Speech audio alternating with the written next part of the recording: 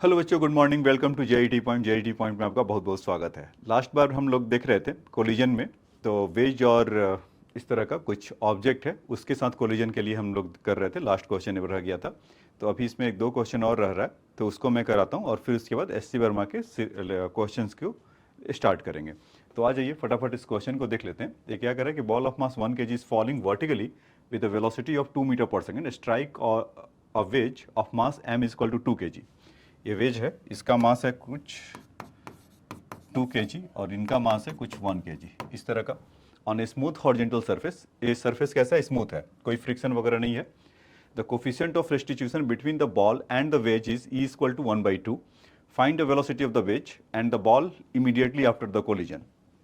तो क्या होगा कि जब बॉल वहां से फॉल करेगा, ऐसा इस पे कुछ यहाँ पर आएगा ना, ऐसा, तो इसको इस पॉइंट को लॉक कर लीजिए, स्नैप ऐसा कर लीजिए।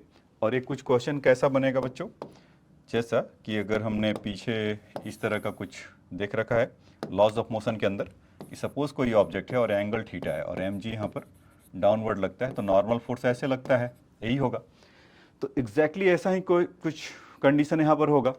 तो जैसे ही यहाँ पर हुआ तो यहाँ पर एक क्या होगा, एक इस पे एक ऐसा फोर्स लगाएगा, एक normal force, action reaction in दोनों के बीच में फोर्स होगा, जिसके चलते इम्पल्स इम्पार्ट करेगा इस लाइन के लॉन्ग। अगर देखेंगे, क्योंकि कांटेक्ट वहीं पर है, ये नॉर्मल फोर्स इधर की तरफ गया तो इसको इधर पुश करेगा, तो उसके चलते जो ब्लॉक अभी है कुछ वेलोसिटी से पीछे की तरफ जाने लगेगा, लेट v1। ठीक है, तो यही हमें इसका वेलोसिटी v1 निकालना है वेज का। और after the collision when the block इस m is hit to the wedge, so it will be एक कुछ ऐसे निकलेगा, है ना। तो हम अभी क्या कर लेते हैं कि अगर ऊपर से ड्रॉप हो रहा है ऐसे, तो अगर देखा जाए तो उसको ग्रेविटी ही उसको पुल करके लेकर आ रहा है, तो उस पर एक एक्सटर्नल फोर्स लग रहा है। लेकिन हॉरिजेंटल डायरेक्शन में तो कोई फोर्स नहीं है, यहाँ पर फ्रिक्शन है, अभी स्मूथ है। क्वेश्चन में पहले ही मेंशन कर रखा है, ये वेज जहाँ पर है ये स्मूथ है, तो कोई फ्रिक्शन तो ऑफर करेगा नहीं इसके हॉरिजेंटल डायरेक्शन में। और जो इससे कांटेक्ट में आ रहा है तो वहाँ पर भी स्मूथ है, ये वाला, ये पार्ट स्मूथ है, तो उसके चलते वहाँ भी कोई फ्रिक्शन वगैरह नहीं लग रहा होगा हॉरिजेंटल डायरेक्शन में। तो कोई सवाल ही नहीं है कि एक्सटर्नल फोर्स कोई यहाँ पर लग रहा होगा। तो उसके चलते क्या होगा कि इस वेज का हॉरिजेंटल डायरेक्शन में मोमेंटम कंजर्व होगा, एक तरह से हम कह सकते हैं। तो उसके ही पहले कि जब ये आ रहा होगा ब्लॉक जैसे v वेलोसिटी से, तो जब इसका जो मैंने एलो वाला मार्क से ऐसा किया है, तो जब वो निकल रहा होगा तो इसके दो कंपोनेंट होंगे, एक तो अलोंग द, इसके नॉर्मल नहीं मान लेते हैं, और इसको टुवर्ड इट। ठीक है, तो सिंस ये स्मूथ है तो इसका जो वेलोसिटी का ये वाला कंपोनेंट, अगर देखेंगे तो इसके दो कंपोनेंट होंगे ना, एक तो इसके अलोंग अगर ब्रेक कर लें और एक इस आगे की तरफ ब्रेक कर लें, ऐसा मतलब कि जब आ रहा होगा तो कुछ ऐसे और ऐसे ही आ रहा होगा, इस तरह से वेलोसिटी के दो कंपोनेंट। तो जो अलोंग द इंक्लाइन प्लेन है, कोई एक्सटर्नल फोर्स अगेन वहाँ पर स्मूथ है, तो उसका कंपोनेंट कभी चेंज नहीं होगा, उसका मोमेंटम का या वेलोसिटी का कंपोनेंट चेंज नहीं होगा। तो ये सब बातें होगा। तो ये बात पहले समझ में आया कि हुआ कैसे, मतलब कि जो वेज मूव कैसे हो रहा था, कि कोई बॉडी, कोई ऑब्जेक्ट आया, उसके पास मास है, उसका वेलोसिटी है, तो इस पॉइंट को हमने लॉक करके देखा, तो यहाँ पर नॉर्मल फोर्स लग रहा, तो इसके चलते एक फोर्स इधर लगेगा या उसके चलते इम्पल्स जनरेट होगा, तो उसको हम कह सकते हैं एफ डॉट या एफ डी टी, ऐसा। तो इस साइड में, और सेम बॉल पे भी कुछ लगाएगा ऐसा, एफ इंटू डी टी, इस तरह का कुछ होगा क्या। तो और वेलोसिटी का, और जिससे वो रिबाउंड होगा कौन, बॉल, तो से उसको वेलोसिटी आप कह लीजिए कुछ, इसको वी नॉट ओरिजिनल वाले को वी से ऐसे कह लीजिए। तो उसके दो कंपोनेंट होंगे, एक तो अलोंग द ऐसा मिलेगा, से उसको V2 कह लीजिए, और इसको आप अलोंग द V3 कह लीजिए। तो V3 वाला वॉन्ट बी चेंज, और V2 वाला वो चेंज होगा, क्योंकि वहाँ पर इलास्टिसिटी मतलब कोफिशिएंट ऑफ रेस्टिट्यूशन ई का वैल्यू हाफ दे रखा है।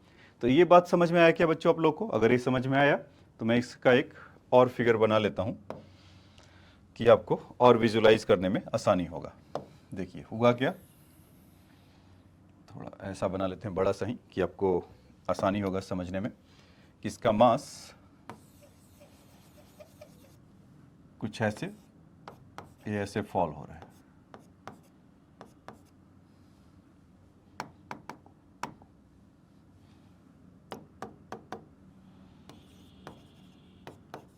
टू मीटर पर सेकंड से ऐसे आया, और इसका एंगल थीटा है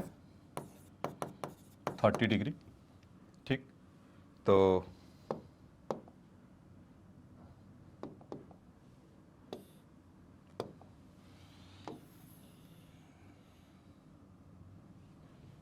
ऐसा,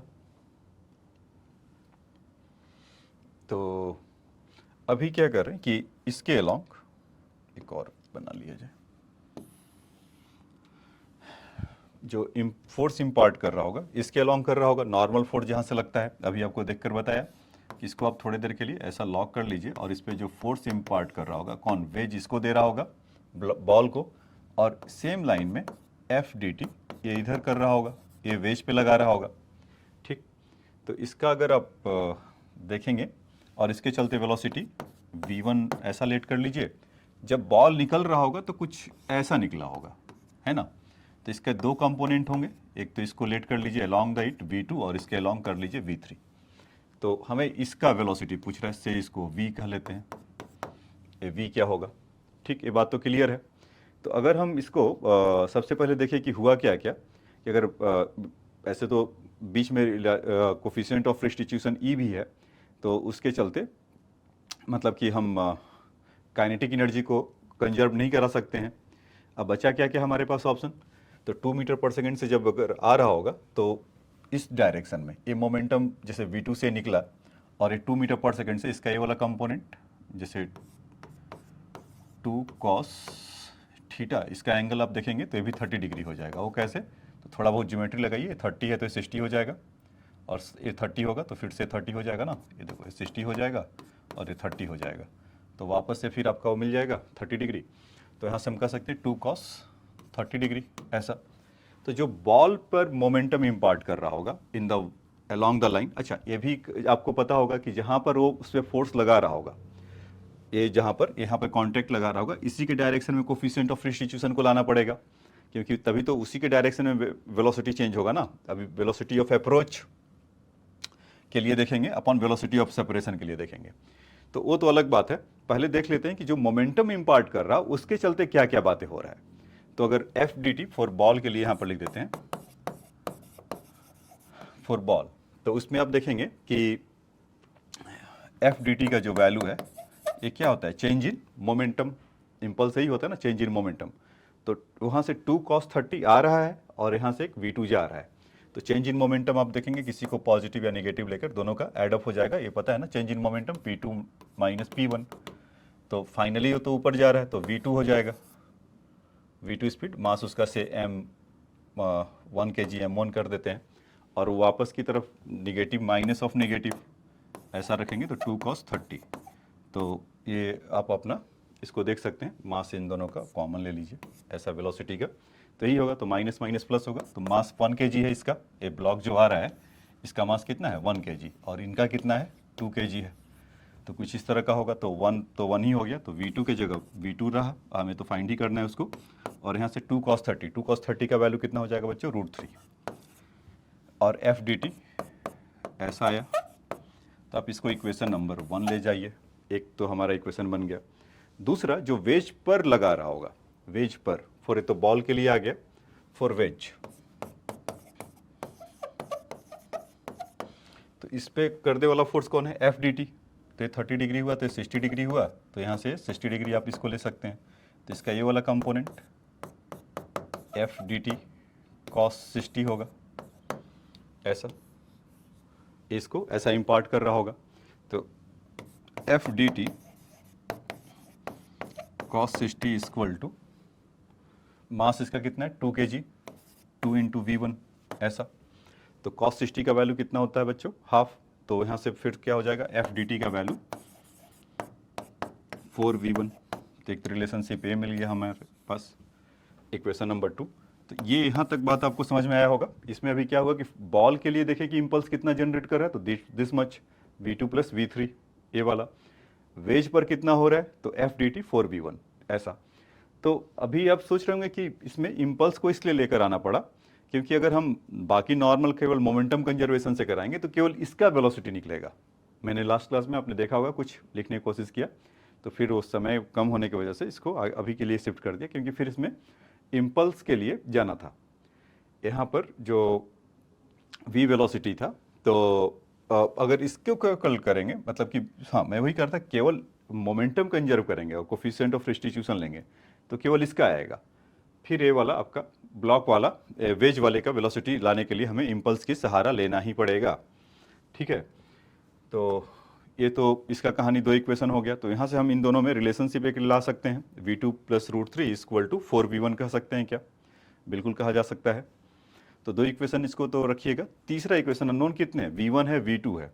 v3 का कोई रोल नहीं है क्योंकि देखो v2 का जो यहाँ से 2 मीटर पर सेकंड देखते हो कंपोनेंट ए हुआ, और सिंस यहाँ पर कोई फ्रिक्शन नहीं लग रहा है तो यहाँ पर कितना हो जाएगा, यहाँ पे कितना हो जाएगा इज 2 मीटर पर सेकंड। तो इसका ये इधर का जो कंपोनेंट होगा आपका कुछ 2 साइन 30, तो इसका वैल्यू 1 मीटर पर सेकंड। तो 1 metre per second want B change कि एक अलोंग द इंक्लाइन प्लेन कोई एक्सटर्नल फोर्स नहीं है, इंक्लाइन स्मूथ सरफेस है तो आसानी से वो मूव करेगा। तो ये दो इक्वेशन, तो v3 में तो हमें कोई प्रॉब्लम ही नहीं है, हमारा एम क्या है v1 और v2 लाना। तो दो इक्वेशन है वर्चुअली, तो अब देखेंगे तो वो एक ही इक्वेशन होगा, v2 root three equal to 4v1, तो एक से कनेक्ट हो रहे हैं। एक और इक्वेशन लाना होगा इनको सॉल्व करने के लिए, तो कौन देगा? Coefficient of restitution. वो क्या होता है कोफिशिएंट ऑफ रिस्टिट्यूशन? क्योंकि इस लाइन के लॉन्ग, इसको आप लाइन ऑफ इम्पैक्ट बोल लीजिए, आपको पहले भी समझा रखे हैं इसके लिए कि लाइन ऑफ इम्पैक्ट के अबाउट आप कोफिशिएंट ऑफ रिस्टिट्यूशन को समझिए तो आसानी से फटाफट वो आपको मिलकर आ जाएगा। तो अभी तो आप देखेंगे कि इसको आप अच्छा होता क्या था, यहाँ से आपको पता होगा v2 minus V one equal to v2 minus V one upon u1 minus u2। तो u1 कितना है आने का अप्रोच 2 cos 30, ठीक है, और ये तो माइनस u2 है तो शून्य है, जीरो हो जाएगा। ठीक, और वहाँ से करेंगे v2 माइनस वी वन, तो ठीक है, तो उसको इसका वैल्यू अगर देखेंगे तो ये बॉल के लिए कितना हो रहा है, v2 से जा रहा है, यही देखे थे ना ऊपर की तरफ, और माइनस v1 तो आ रहा होगा, तो माइनस माइनस प्लस 2 cos 30। लेकिन ये तो बॉल के ही केस का गया, नहीं देखिए यहाँ पर v2 ये तो इधर की तरफ गया, और ब्लॉक v1 किधर जा रहा है, इधर की तरफ जा रहा है, तो इस लाइन के अलोंग इसको लेकर है। तो यहाँ पर अब जब इसको देखेंगे तो v1 का इसके लाइन के इसी के पैरेलल ही जैसे v1 जा रहा है, तो ये कितना हो जाएगा v1 cos 60। ये समझ में आया? कोफिशिएंट ऑफ रिस्टिट्यूशन क्या होता है? Velocity of separation upon velocity of approach. तो अप्रोच कितने से कर रहा है बॉल, 2 cos 30। ये किसको, इसका कितना रिलेटिव वेलोसिटी है, मतलब इसका क्या है, तो उसके विथ रिस्पेक्ट में या किसी के विथ रिस्पेक्ट टू में, वो तो रेस्ट पर ही है, तो इसीलिए तो रेस्ट पर होगा। तो 2 cos 30 माइनस जीरो, और वहाँ से अगर उसका वैल्यू देखेंगे v2 तो ये है, और माइनस माइनस कितना हो जाएगा प्लस, तो कितना हो गया है v1 cos 60, तो v1 बाई 2, तो एक क्वेश्चन यहाँ से मिलेगा। और e का वैल्यू कितना है बच्चों, हाफ, तो 1/2 यहाँ लिख ले। तो 2 cos 30 का वैल्यू कितना हो जाएगा, √3, तो v2 प्लस v1/2, और यहाँ से 2 cos 30 का वैल्यू √3/2 इधर लाकर लिख लीजिए, तो √3 हो जाएगा। तो एक ही इक्वेशन आपको मिला। तो अब आ जाएगा क्या, v2 √3 इक्वल टू 4v1। तो आइए इसको, इसमें यही समझना है, बाकी तो मैकेनिकल काम हो गया कि मतलब फर्स्ट इक्वेशन सेकंड इक्वेशन को या थर्ड इक्वेशन लेट इसको कह लीजिए, वहाँ से आ जाएगा।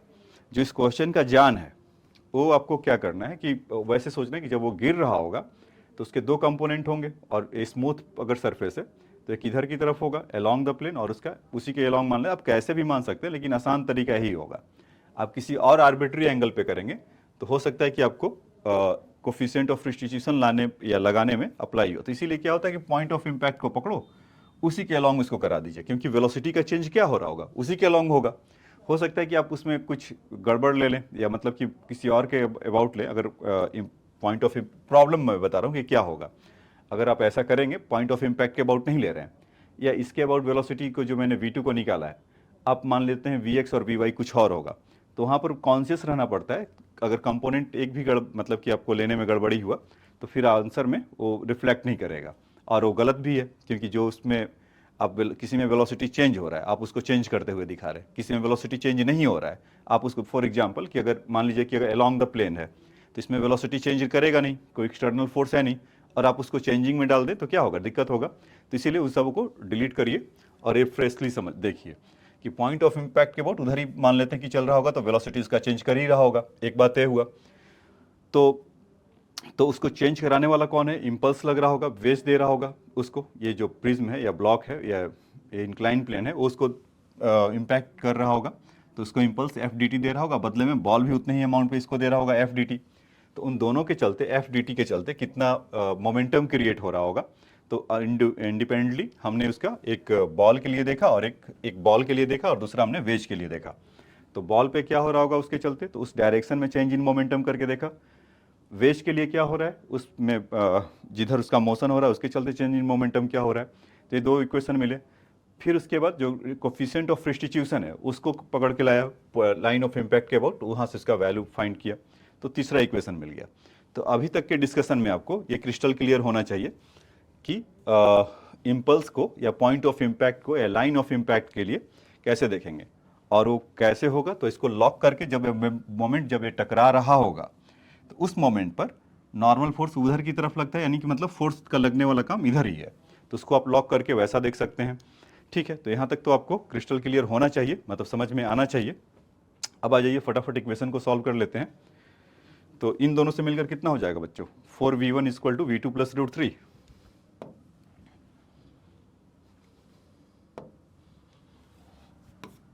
Four v1 equal to v2 plus root 3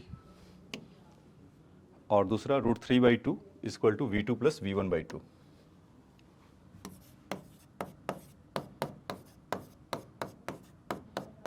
v1/2 ठीक है, तो आप कहीं भी इसको कर सकते हैं। अगर v2 का ही वैल्यू अगर रख लिया जाए तो कितना आ जाएगा, root 3/2 equal to 4v1 minus root 3 plus v1/2 ऐसा।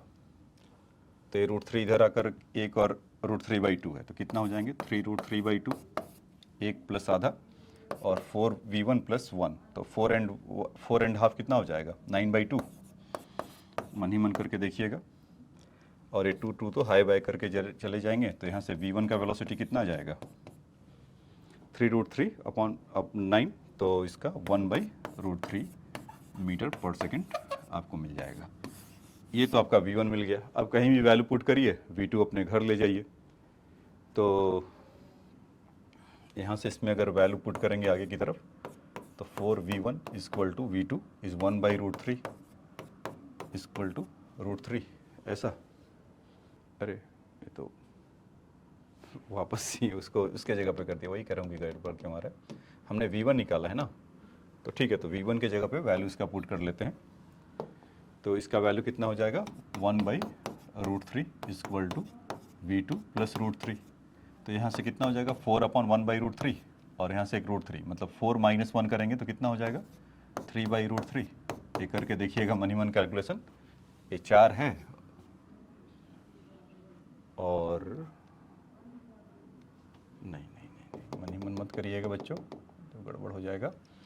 इसमें क्या करिएगा कि √3 का मल्टीप्लाई डिवाइड कर लीजिए। अब मन ही मन करिए, √3 का मल्टीप्लाई डिवाइड करेंगे तो कितना हो जाएगा, मतलब सॉल्व करना है, अलजेब्रा करना है, और कुछ नहीं है।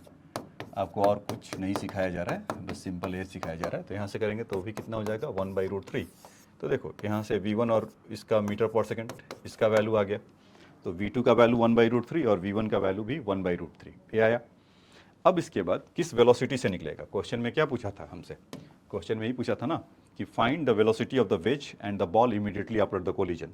तो v1 से जा रहा था, इसको हमने यही माना था v1 से जा रहा था, ये देखिए।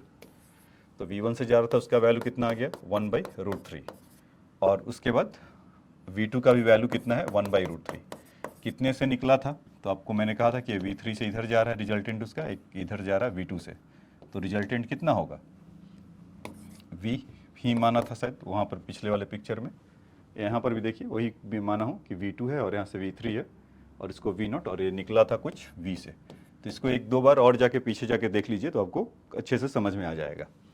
तो यहाँ से v2² प्लस v3² का रूट ले लेंगे। V2 का वैल्यू 1/√3, तो इसका वैल्यू कितना हो जाएगा 1/3। V3 का वैल्यू क्या था अलोंग द प्लेन इसमें, तो 2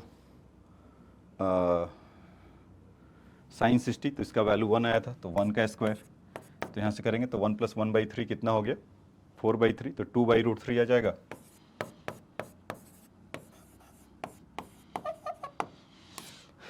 ठीक है, तो ये बात समझ में आया।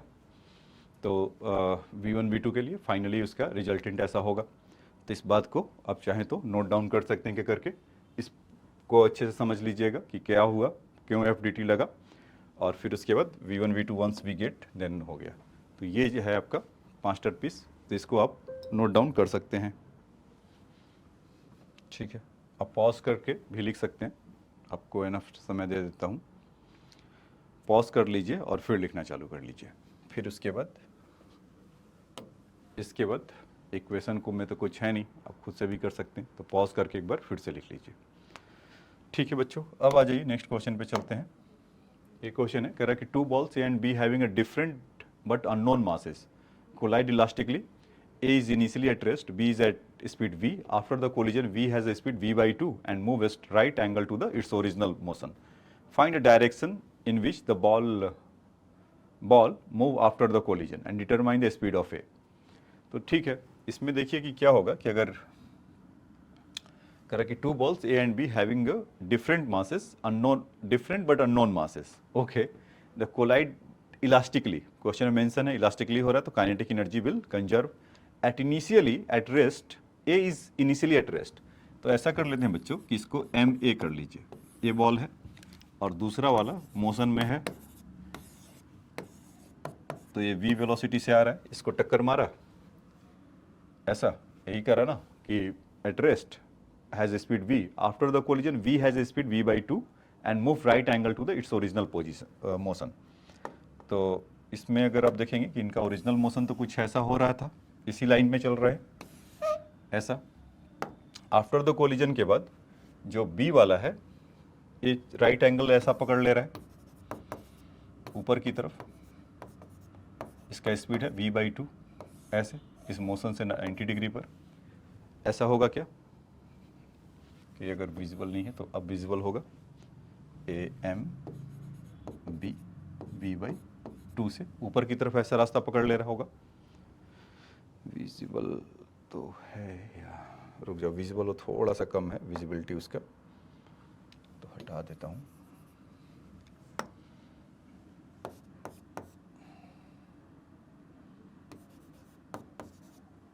ऐसा MB v/2 से इधर की तरफ रास्ता पकड़ लिया।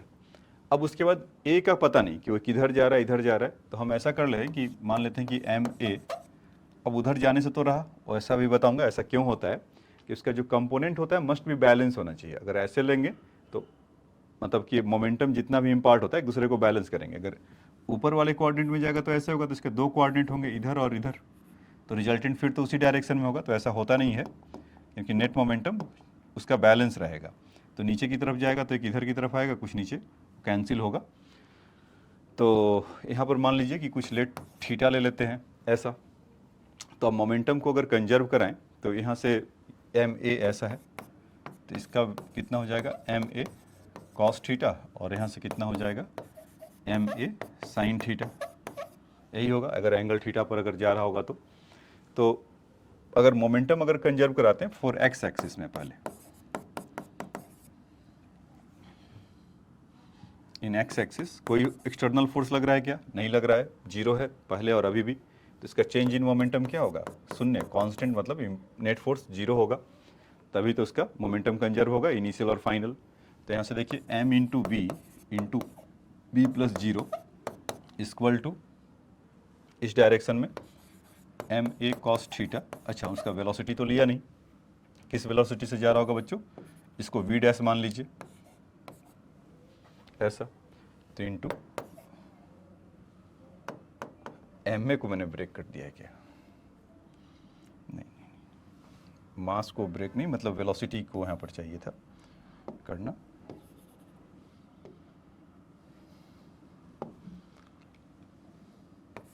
V डैश कॉस थीटा ऐसा, तो इसको जब मोमेंटम के लिए लिखेंगे तो क्या लिख पाएंगे, M A V dash cos theta, ऐसा इसमें। और इन वाई एक्सिस के लिए और तो कुछ है नहीं, इन वाई एक्सिस के लिए अगर लिखें, इन वाई एक्सिस के लिए तो इनिशियली तो सब हॉरिजेंटल में, तो यहाँ पर तो शून्य हो जाएगा, इक्वल टू यहाँ पर कितना होगा, M B V by two minus, क्योंकि ऊपर की तरफ जा रहा है और नीचे की तरफ जा रहा है, M A V dash sine theta, ऐसा होगा क्या, देखिए ऐसा ही होगा। तो ये दोनों आपस में जीरो है, तो यहाँ से हम क्या कर सकते हैं कि M A by M B equal to something, तो ये अगले पेज पे लिख लेते हैं। पहले वाले से क्या मिला, M B into V equal to M A V dash cos theta, M A into V equal to M A V dash cos theta, ऐसा। और दूसरा अगर इस साइड में वो आ रहा था, M B upon V by two equal to M A V dash sine theta, ऐसा। तो इन दोनों को अगर डिवाइड करेंगे तो वहाँ से, इन दोनों को यहाँ से अगर डिवाइड किया जाए तो कितना जाएगा,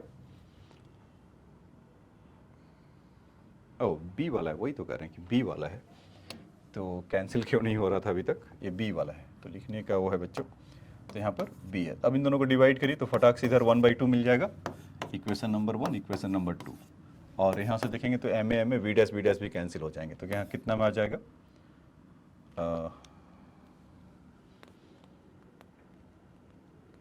b/2 थीटा था तो साइन थीटा, तो डिवाइड करेंगे तो यहाँ से 1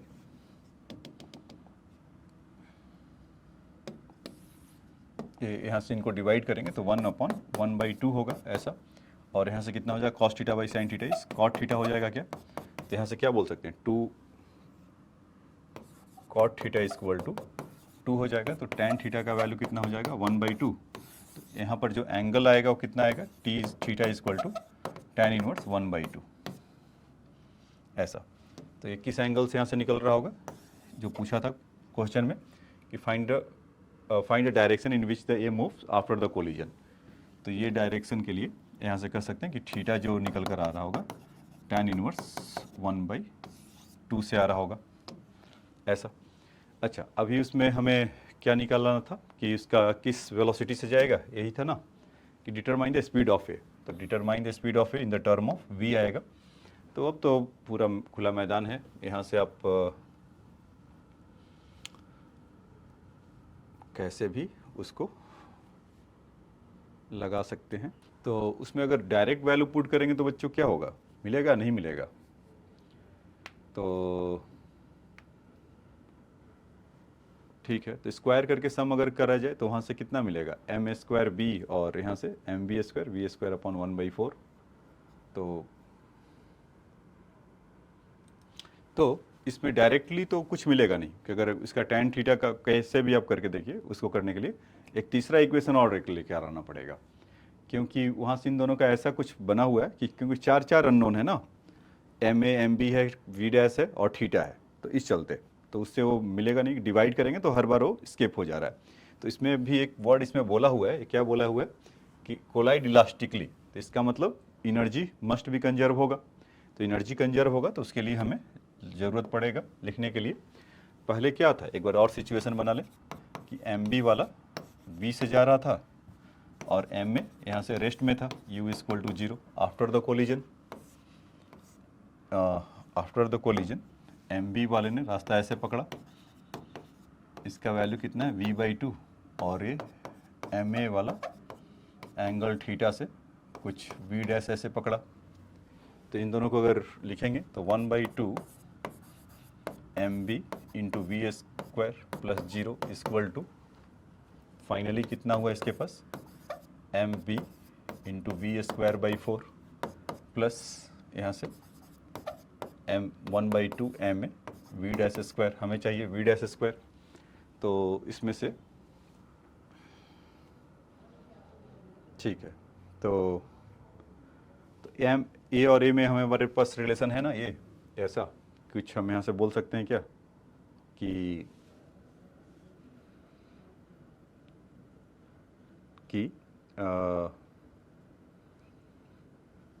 ठीक है, तो यहाँ पर अब कोई ऑप्शन है नहीं, उसको आपको करना ही पड़ेगा। तो हमें v के जगह पर क्या पुट कर सकते हैं, M A by M B. यहाँ से v इक्वल टू हम यहाँ से लिख सकते हैं ना, M A by M B into we dash cos theta. तो यहाँ पे पुट करिएगा तो M A by M B we dash cos theta यहाँ से आएगा M B M A by M B we dash cos theta का square होगा। या तो एक काम और कर सकते हैं कि ये 2 बार मेहनत जो करना पड़ेगा उससे बच जाएंगे। तो इसको ऐसा कर लेते हैं कि ये तो बाद में कभी भी कर सकते हैं। तो यहाँ से कितना है, हमें लाना है वी डैश ना, तो यहाँ से क्या करें, एक 1 है, एक हमारा ऐसा, अरे भाई ये 1 है ये पूरा, और ये कितना है 1/4 है, मतलब कि पूरे क्वांटिटी के साथ। तो 1 माइनस 1/4 कितना हो जाएगा बताइए।